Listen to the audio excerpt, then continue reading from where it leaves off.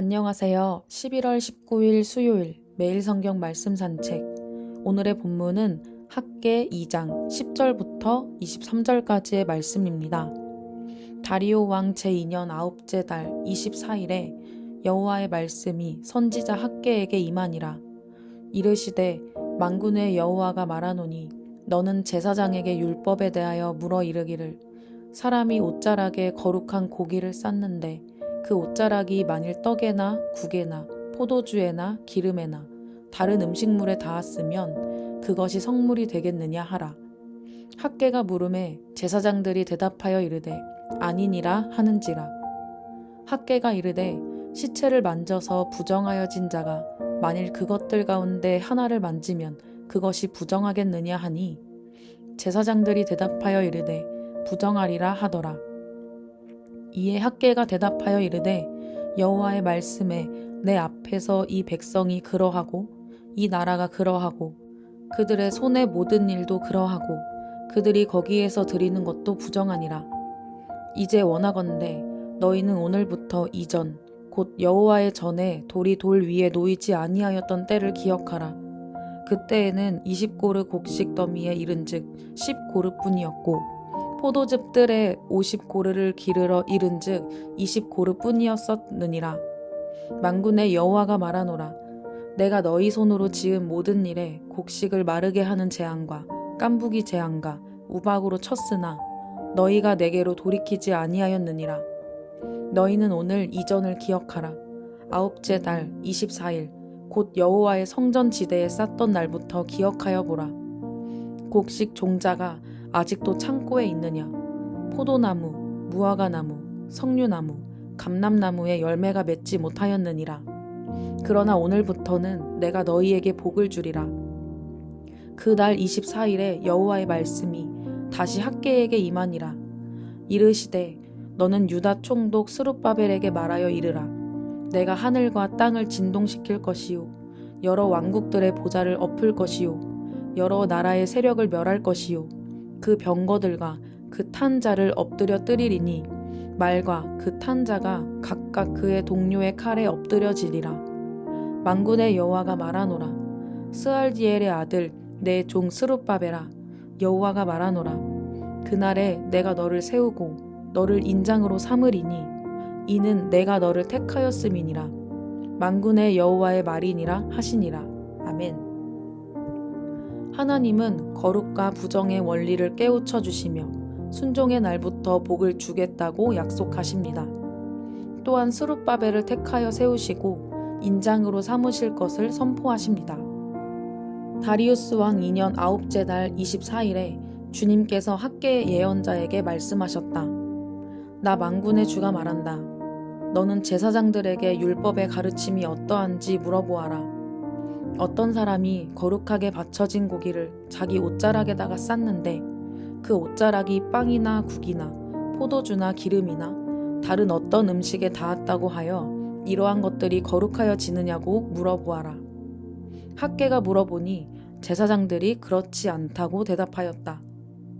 학개가 또다시 시체에 닿아서 더러워진 사람이 이 모든 것 가운데서 어느 것에라도 닿으면 그것이 더러워지는지를 물어보니 제사장들이 그렇다고 대답하였다. 이에 학개가 외쳤다. 이 백성은 정말 더러워졌다. 이 민족은 내 앞에서 정말 그렇다. 나 주의 말이다. 그들이 손으로 하는 모든 일이 그렇고 그들이 제단에 바치는 것도 모두 더러워졌다. 그러므로 이제 너희는 오늘에 이르기까지 최근에 일어난 일들을 돌이켜보아라. 주의 성전을 아직 짓지 않았을 때에 너희 형편이 어떠하였느냐. 20섬이 나는 밭에서는 겨우 10섬밖에 못 거두었고 50동이가 나는 포도주 틀에서는 겨우 20동이밖에 얻지 못하였다. 내가 너희를 깐부기 병과 녹병으로 쳤다. 너희 손으로 가꾼 모든 농작물을 우박으로 쳤다. 그런데도 너희 가운데서 나에게로 돌아온 사람은 아무도 없다. 나 주의 말이다. 너희는 부디 오늘 9째 달 24일로부터 주의 성전 기초를 놓던 날까지 지나온 날들을 마음속으로 곰곰이 돌이켜보아라. 곡간의 씨앗이 아직도 남아있느냐? 이제까지는 포도나무나 무화과나무나 석류나무나 올리브나무에 열매가 맺지 않았으나 오늘부터는 내가 너희에게 복을 내리겠다. 그달 24일에 주님께서 다시 학개에게 말씀하셨다. 너는 스룹바벨 유다 총독에게 이렇게 전하여라. 내가 하늘과 땅을 뒤흔들겠다. 왕국들의 왕자를 뒤집어 엎겠다. 각 민족이 세운 왕국들의 권세를 내가 깨뜨리겠다. 병거들과 거기에 탄 자들을 내가 뒤집어 엎겠다. 말들과 말을 탄 자들은 저희끼리 칼부림하다가 쓰러질 것이다. 나 만군의 주의 말이다. 스알디엘의 아들 나의 종 스룹바벨아, 그날이 오면 내가 너를 높이 세우겠다. 나 주의 말이다. 너를 이미 뽑아 세웠으니 내가 너를 내 옥새로 삼겠다. 나 만군의 주의 말이다. 여기까지가 오늘의 본문의 내용입니다. 오늘의 본문을 통해 무엇을 묵상하시나요?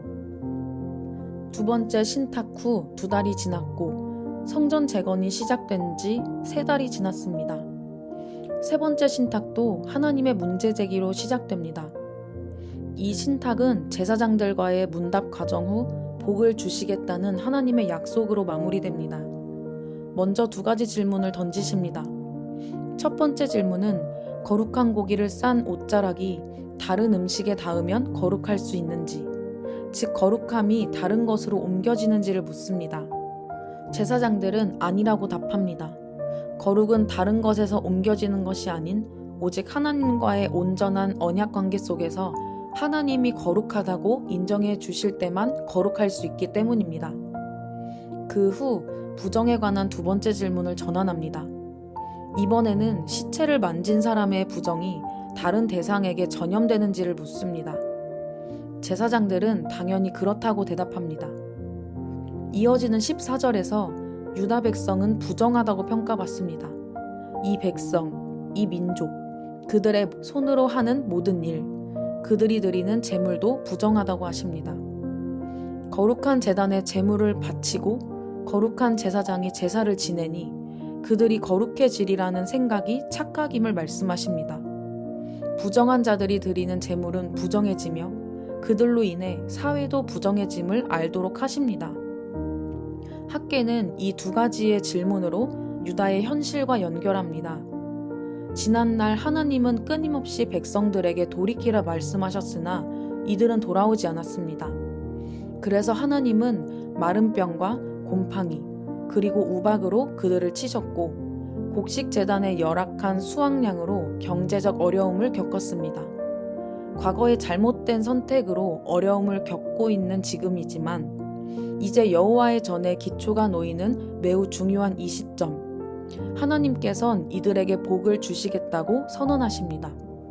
손상된 농작물, 열매가 없는 나무로 아무 양식이 없는 이들에게 하나님께서 새 희망을 주시기로 약속합니다. 우리의 쓸 것과 먹을 것을 우선시하는 삶, 우리의 편리를 추구하는 삶, 하나님 없이 잘 살 수 있다고 자부하는 삶은 곳간이 텅 비고 열매를 맺을 수 없는 상태와 같습니다. 그러나 이들이 각자의 나무를 베어 성전을 짓기로 결단하고 성전의 기초를 놓겠다고 고백하자 이들의 앞날은 완전히 변화됩니다. 백성들의 태도는 과거의 죗값으로 그저 소망 없는 미래가 오겠구나 하며 결과를 받아들일 수밖에 없었으나 하나님은 이들의 작은 고백과 기초를 놓는 작업을 시작하는 것을 어여삐 보셔서 소망 있는 미래로, 풍족한 미래로, 기대할 만한 미래로 변화시켜 주시겠다고 하십니다.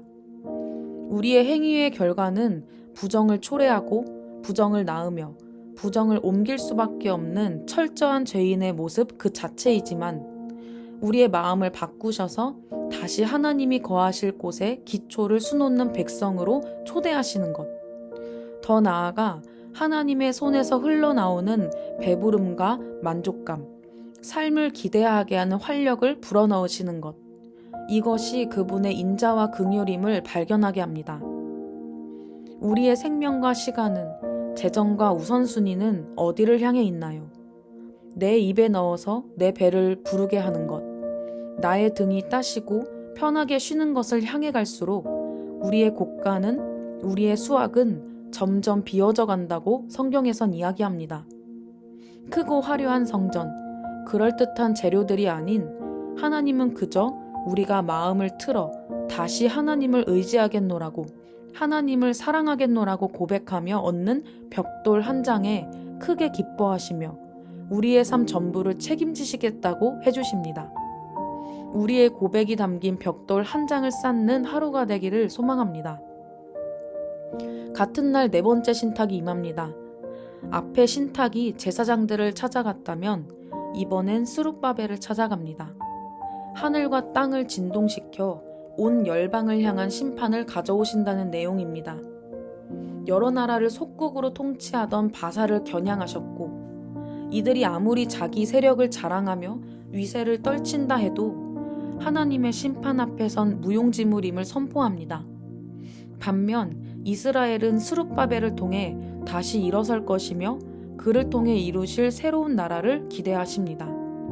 나아가 다윗 왕과의 손에서 빼냈던 인장 반지를 다시 찾아 그를 인장처럼 만들겠다고 하십니다. 인장 반지는 중요한 문서를 읽고 최종적으로 인을 찍을 때 쓰는 반지로서 왕권을 상징합니다. 따라서 스룹바벨이 곧 왕이나 지도자로 세워진다는 것을 뜻합니다. 저주를 선언받은 다윗 가문의 후손으로서 위축된 마음의 상태이지만 성전 재건에 임할 수밖에 없는 그를 격려하시고 그의 마음을 굳세게 하시기 위하여 하나님은 열방을 통치하는 놀라운 사역에 스룹바벨을 콜링하십니다. 하나님의 종, 하나님의 동역자가 되어 더 큰 시야를 갖게 하시고 모든 만물을 다스리는 하나님을 따를 수 있도록 합니다. 끝까지 하나님의 뜻 가운데 하나님의 때를 놓치지 않고 움직이는 사람을 통하여 하나님의 구속의 계획을 펼치시고 그 계획을 이루십니다. Start with Jesus. 하나님을 향한 사랑이 담긴 벽돌 한 장을 쌓을 때 하나님은 우리의 인생을 책임지시겠다고 합니다. 하나님을 향한 무빙이 연락될 때 하나님은 그 사람을 통하여 구속사역을 펼치시겠다고 합니다.